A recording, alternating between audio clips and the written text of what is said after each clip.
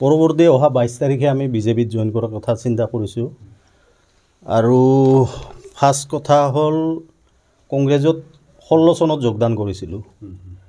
তেতিয়া ৰিপুণ বৰা আছিল প্ৰেছিডেণ্ট। যেতিয়া জইন কৰিছিলোঁ তেতিয়া অঞ্জন দত্ত আছিল প্ৰেছিডেণ্ট। তাৰপিছত ৰিপুণ বৰা আহিল, তাৰপিছত ভূপেন বৰা।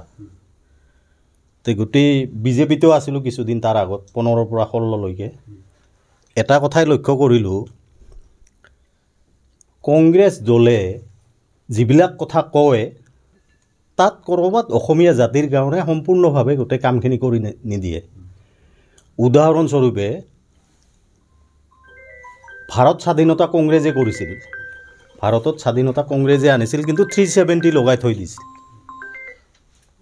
আৰু অসম চুক্তি কৰিছিল, তাৰ লগত কিন্তু IMDT আনি দিছিল। যিবিলাক মানুহক সৰু সৰু গৰীব মানুহক যিবিলাক সহায় কৰি আছে, কংগ্ৰেছৰ দিনতো কৰিছিল, কিন্তু সেইবিলাক দেখা গৈছিল যে ইনডাইৰেক্টলি গোটেই বেলেগে পায়, গৰীবে সেই বস্তুখিনি নাপায়। এতিয়া বিজেপিৰ দিনত ডাইৰেক্টলি পায়। এই কংগ্ৰেছৰ যে নীতিবিলাক, বিশেষকৈ তাৰ উপৰিও ৰাম, সৰুৰ পৰা জন্মৰ পিছতে ৰামৰ কথা শুনি আছোঁ। মা দেউতাই কৈছে, শিক্ষাগুৰুৱে কৈছে, আন সকলোৱে কৈছে। ৰাম মন্দিৰ, আমি কিন্তু ৰাম মন্দিৰ দেখা পোৱা নাছিলোঁ। ৰাম মন্দিৰ হোৱাৰ পিছত কংগ্ৰেছৰ এইটো এটা ব্লাণ্ডাৰ মিষ্টেক কৈছে। আমিতো হিন্দু মুছলমান সকলোৱে আছে কংগ্ৰেছত, বিজেপিতো আছে হিন্দু মুছলমান। এতিয়া দেখা পাই আছোঁ যে আমি হিন্দুবিলাকক যেতিয়া গাঁৱলৈ যাওঁতে হিন্দু এজনে প্ৰশ্ন কৰে ৰাম মন্দিৰত কংগ্ৰেছ কিয় নগ'ল, আমাৰ কাৰণে অসুবিধা হৈ যায়। এই নীতিটো তেওঁলোকে যিটো সিদ্ধান্ত লৈছে এইটো আচলতে বৰ মহাপাপী বুলি ক'ম, মহাপাপী কাম এটা কৰিছে তেওঁলোকে। আৰু সেইটোৰ কাৰণে মই তাৰ পিছৰ পৰা আমাৰ সোনিয়া গান্ধী নাযায়, ৰাহুল গান্ধী নাযায়, প্ৰতিনিধি যাব পাৰিলে হয় ৰাম মন্দিৰত। তেওঁলোকে অপমান হ'ব বুলি ভয় কৰি যদি যোৱা নাই, প্ৰতিনিধি হয়তো যাব পাৰিলেহেঁতেন। নহয়, তেতিয়া মই আৱেগিত গৈছিলোঁ।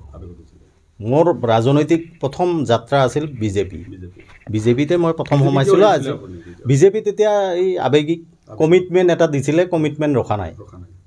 মই যেতিয়া আছুৰ সভাপতি আছিলোঁ, সভাপতি থাকোঁতে সৰ্বানন্দ সোণোৱাল ডাঙৰীয়াই কৈছিল যে টিকটটো খাটাং। তেওঁ যেতিয়া টিকট নিদিলে, আৰু তাৰ উপৰিও তেওঁক বহুত কাহিনী, 15 দিনলৈকে তেওঁ মোৰ ফোন ধৰা নাছিল। গতিকে সেই সময়ত মই অলপ আৱেগিক, অসমীয়া জাতিয়ে আৱেগিক, গতিকে ময়ো অসমীয়া জাতিৰ ভিতৰৰে এজন ডেকা ল'ৰা, গতিকে আৱেগটো থাকিবই। এই আৱেগত গৈছিলোঁ। এতিয়া ঘৰৰ ল'ৰা ঘৰলৈ ঘূৰিম। মই য'ত যাওঁ তাত ভালকৈ কাম কৰোঁ। মই কোনো টিকটৰ আশা কৰি মই বিজেপিত যোগদান কৰা নাই। এতিয়া মই কৰ্মী হিচাপে কাম কৰি যাম। বিজেপি দলে যি দায়িত্ব দিয়ে সেই দায়িত্বই আমি পালন কৰিম। আৰু ইয়াত আমাৰ কংগ্ৰেছৰ প্ৰায় এতিয়াতো 700-800জন মানে পদত্যাগ কৰিছে।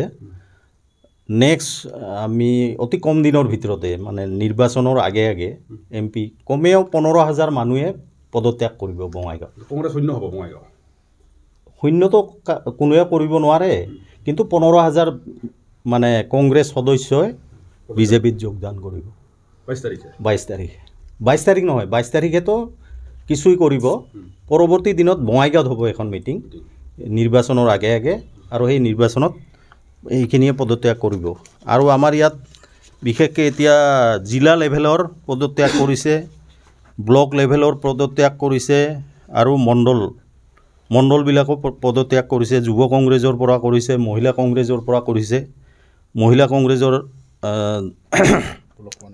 ব্লক প্ৰেছিডেণ্ট তেওঁ কৰিছে, জিলা উপসভাপতিয়ে কৰিছে, জেনেৰেল ছেক্ৰেটাৰী কৰিছে, পপৰা গাঁও, তাৰপিছত যুৱ কংগ্ৰেছ বঙাইগাঁও LICৰ পৰা কৰিছে, বঙাইগাঁও DCCৰ GSে কৰিছে। এনেকৈ বহুত ইয়াত আমাৰ এই গোটেইখিনি ইয়াত আছে, তেওঁলোকে ৰিজাইন দিছে।